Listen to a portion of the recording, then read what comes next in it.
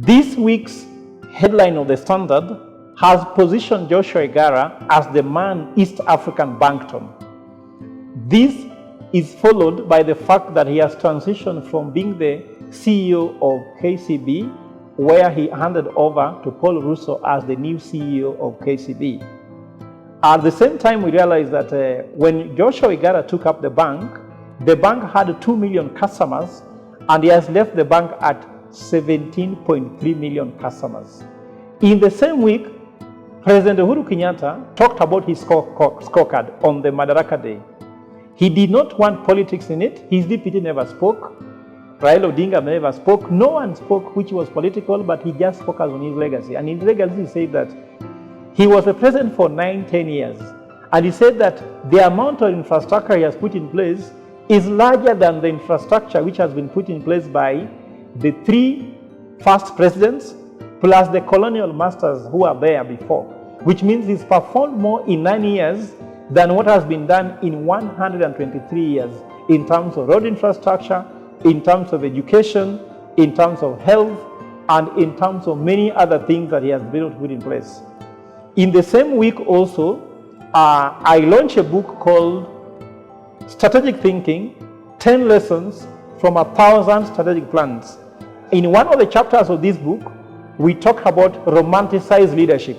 In Kenyan corporate world, we have romanticized leadership by overemphasizing the importance of leadership and ignoring what is being done by our foot soldiers, underbelly of the management, for example, the EXCO, the senior leadership management, and the middle level management.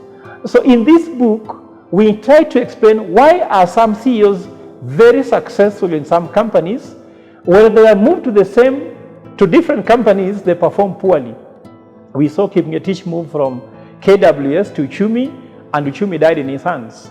But now he's at Jubilee. How successful he is, we shall see when he finishes. Titus Nakuni was very successful at Tata Chemicals. He went to Kenya Airways. There was a bit of success. Then he brought Project Mawingu, and trouble came. Kenya Airways has never seen the light of day until today. We have seen, for example, Michael Joseph, very successful CEO from Safaricom. He went to Romania, set up mobile money with World Bank in Romania. There was a failure. He came back to Kenya and is now the chairman of Kenya Airways. We discover that again, there is not much success there. So what I'm trying to say in short is that we have overemphasized leadership at the CEO level and have not seen the contribution of the EXCO, those 7 members that you rule, and also the middle level management contribution, and the senior level management and the foot soldiers of the company. Even now, to look at even much better, President Uhuru Kenyatta said now the new administration, the 5th president of Kenya, needs to buy a few examples from him and move forward.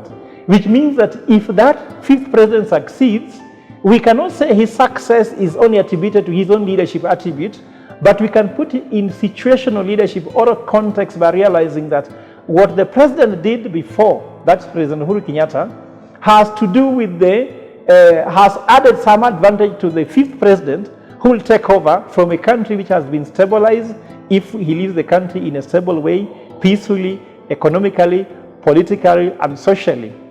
And in fact, for Kenyans who are going for election, we have to understand that anytime we go for election in Kenya, we should not overemphasize the election of the president and not mind about who will be your governor, who will be your senator, who will be a member of parliament, who will be a women rep, who will be your MCA.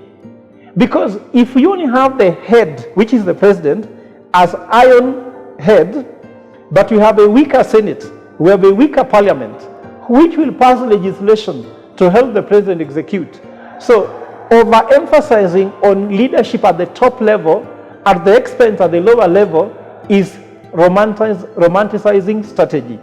So my advice to everybody in the corporate world, in the political world is, let us not see things only by the leader, but let us see how the capabilities of the organization in terms of middle level management, senior level management, organizational processes, values, and culture also contribute, because I believe that the leadership at the top may contribute only 5% to the extraordinary power of the success of the corporate Kenya and the political Kenya and Africa at large.